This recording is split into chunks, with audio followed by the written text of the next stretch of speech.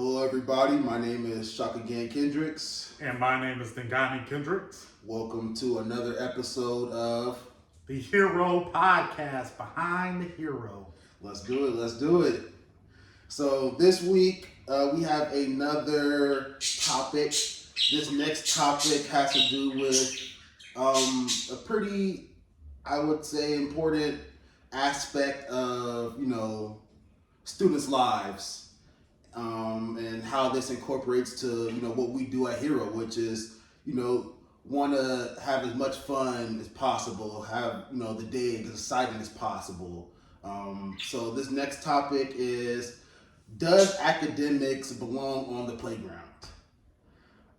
This is a really exciting topic for me because I try to basically implement as much learning as possible when I can, not taking away from the children in their recess, of course. We definitely want them to be able to do their own thing, but anywhere, it's possible, whether it be reading, literacy, that's a big one now, or math or science, whenever there's just free time to instill just a lesson that the kids can take with them, starting at the basics, I definitely try to.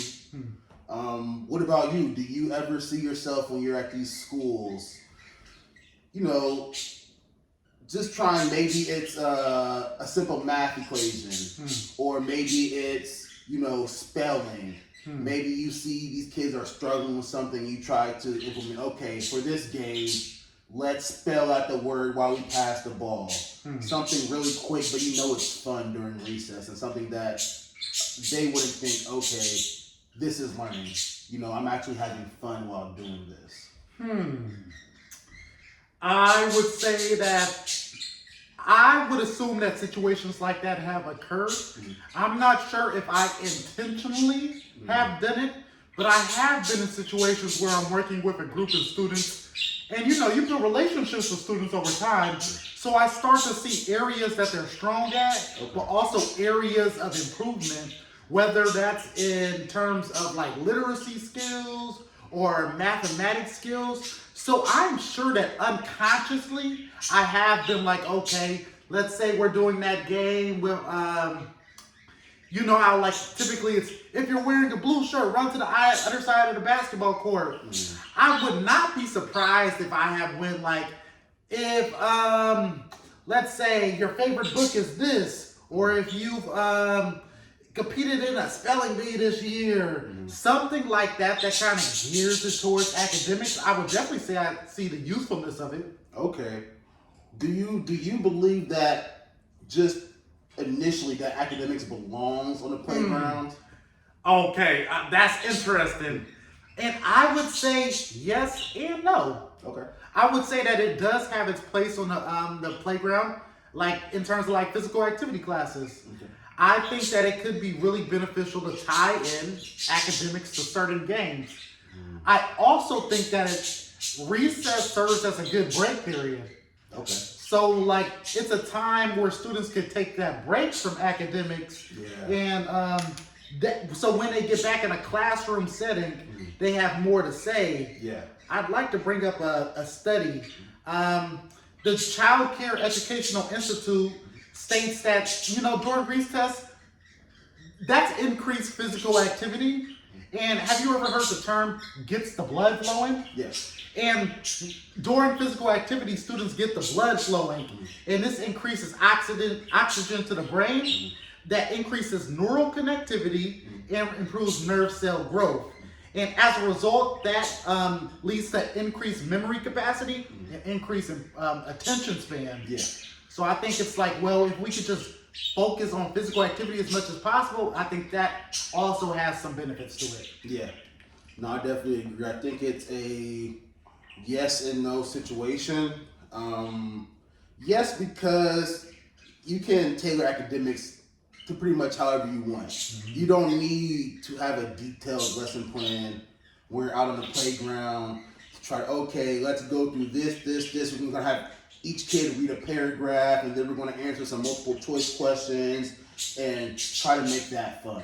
So I don't think that belongs on the playground. But like you said, whether it be, sharks and minnows or red light, green light, and instead of, red light, green light, or calling sharks and minnows, each student is assigned a number or a word, and you make it fun that way. You implement the education into the game instead of the game into the education, and that way, I believe that kids can easily take away from it more because, like you said, it's their recess time. Mm-hmm. It's a time where they want to have fun, get the blood flowing, talk with their friends because that's a time they are allowed to. Yeah. And I think for those specific times, when it's recess time, that if we try to make that time more about learning, I think that would defeat the whole purpose, and that might actually have a negative effect on the students because now they feel like they're learning all day instead of during the designated times.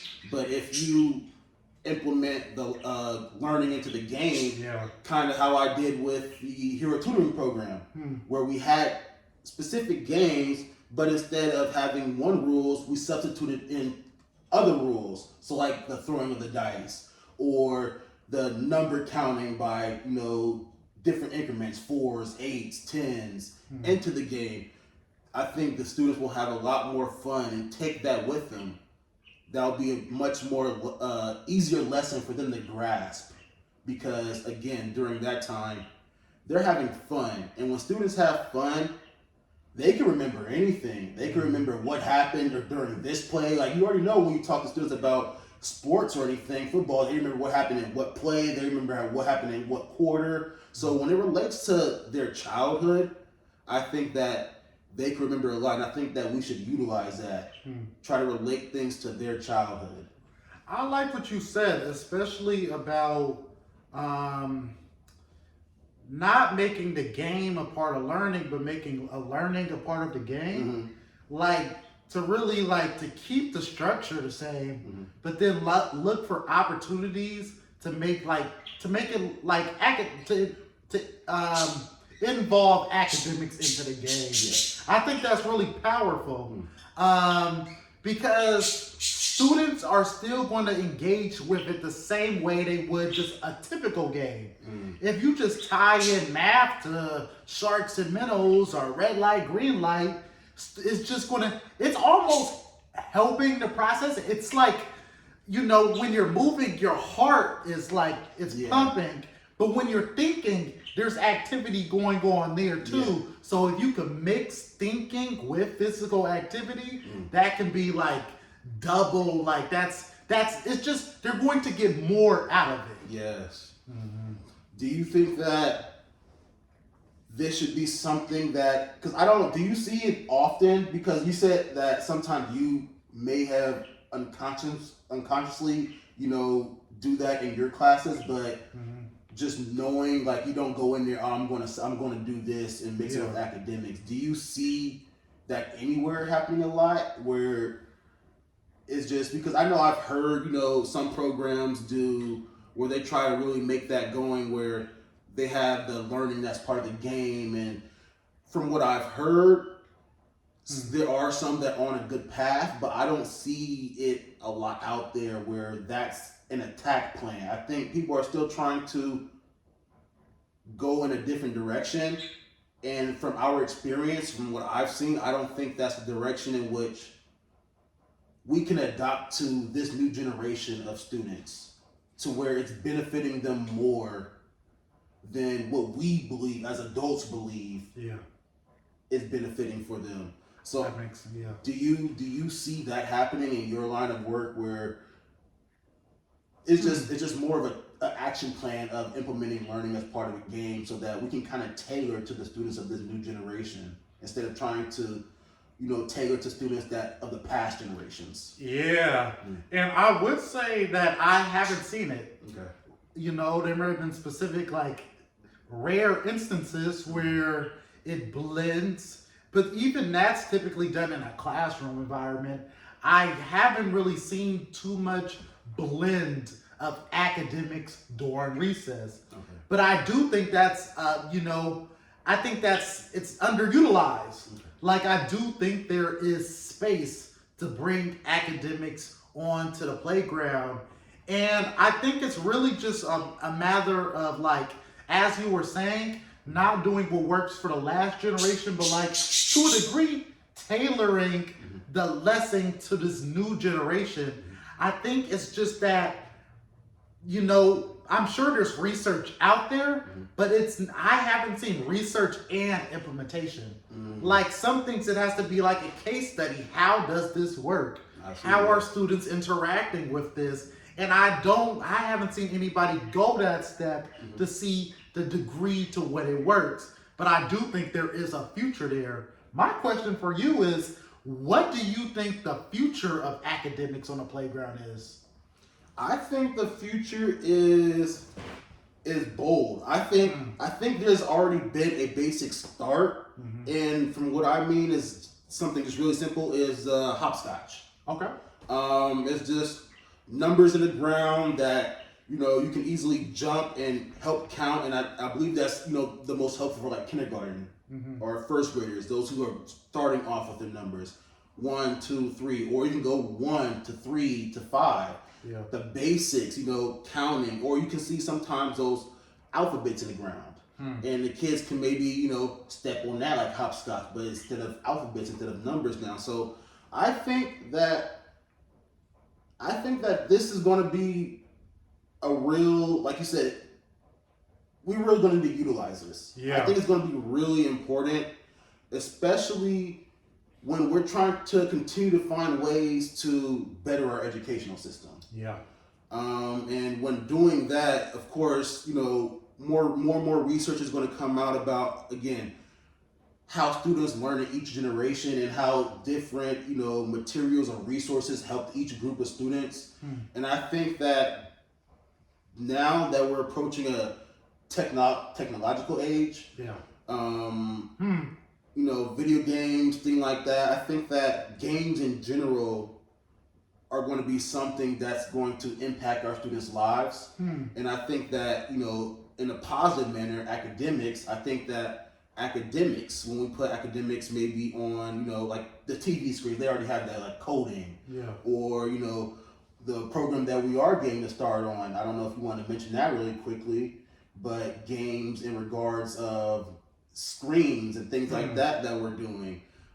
Games that are on the ground that are already implemented and painted on the ground to use. So I think that we're going to increasingly have more and more academic implementations as part of games as the years go on, and I think it's going to be natural. I think it's going to be usual. I think the kids are going to play like they play tetherball now, or like they play foursquare now, but it's going to be something that's slightly more challenging in another direction. I would agree, and what Shaka was speaking on, it was the digital program. So that is a new program that we're creating at Hero, and the purpose is to teach social emotional learning lessons in the classroom. However, it's not just saying to do this and saying to do that. It's not lecture style, it's interactive.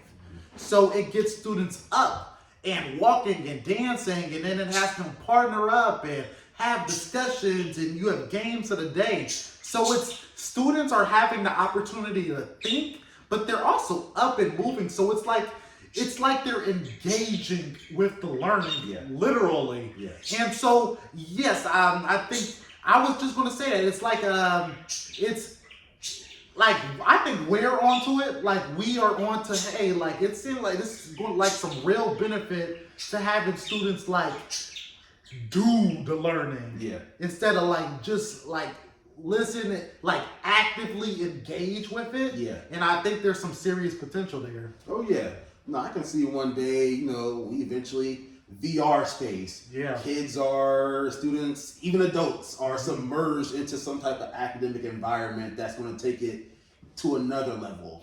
So, I definitely believe that, it's the beginning. I believe that it's the beginning and that we're just at the start. And I believe that Hero is, on that forefront, that we are, making that wave to where we are changing how, not even just education, but anything is taught. And I believe we can take this really far. Did you have anything else to add in regards to just academics, playground, what you might want to see in the future? I would like to see how the playground adapts. Okay. What do you mean by that? I would say for, forever, the playground has essentially been the same. Like when if you picture a playground 50 years ago, my guess is that it'll look very similar to a playground today. I'm interested to see in like maybe 50 years from now, what would that playground look like? What are the bridges in technology, academics that can be utilized on the playground? What's that next core group of games? Just how there's Foursquare and Tetherball that's been played for a very long time.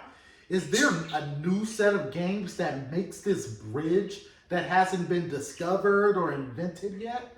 I'm really curious to see how that plays out.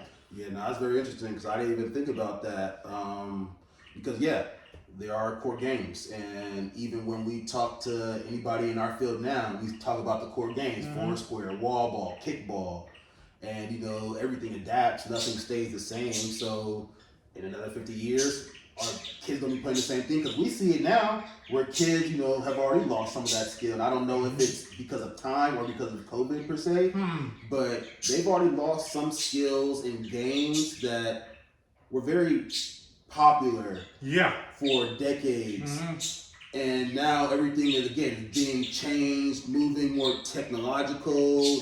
So we don't know, like you said, another 50 years, what those core games could be again.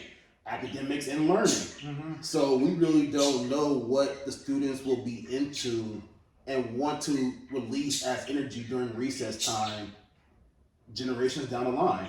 And that could be something very interesting to see.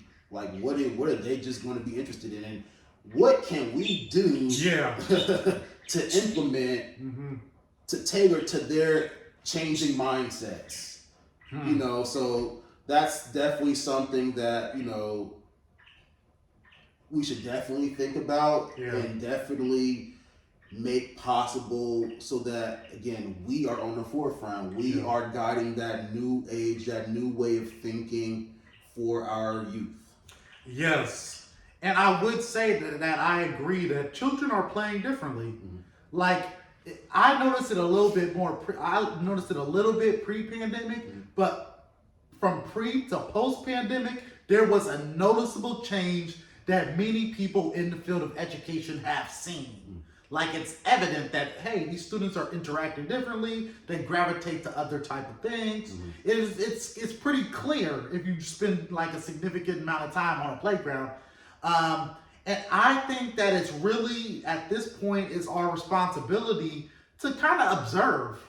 Like, what is the difference? And I'm noticing that a lot of students would like to use creativity a little bit more. Yes. Like, instead of going to the structured games, even if it is structured, like having a more creative, imaginative, like using their imagination really a lot on the playground, more so than the structure.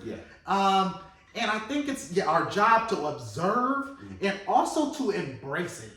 Like, in order for us to really, invent that next group of core games and cater this playground experience to the students, we need to embrace that they are like evolving and want different things out of their playground experience. And I think we've already got started with that, with one of our newest stations, the board game stations, where now it's something different. You're not going to just see basketballs and rubber balls and tether balls and you're not just going to see those things on the playground anymore. You're going to see board games. You're going to see number games. You're going to see painting games. You're going to see different type of things that are going to attract different students because not every student is the same. They're going to want to do things differently. Every day they're not going to want to play basketball. Let me try drawing for a day just to see what it is. So we're giving them opportunities, but not just opportunities in the realms of athleticism and sports, but in all aspects of life, especially creativity, as you just said, making sure that whatever it is, they can get out of their heads while they have the time to And I believe that's really important for our students to make sure that they have that positive outlet in their life, that consistent positive outlet. And I would agree. And overall, I would say that yes, there is a place for academics on the playground. I believe it's just being, conscious of where everything is at and having a plan forward, like having an understanding of what's the values that you would like to see remain the same on the playground. What's the values that you want to build upon, and having a plan with the students to accomplish that. Yeah, no, I completely agree. Academics definitely do belong on the playground. I believe we will definitely see more of that, and that hero will be one of the leaders in that field. Well, everybody, that's all for today. I hope you enjoyed the podcast, Does Academics Belong on the Playground? My name is Shaka and Dingane-Kendricks. And my name is Dingane Kendricks. This is Behind the Hero. Take care, everybody. See you next time.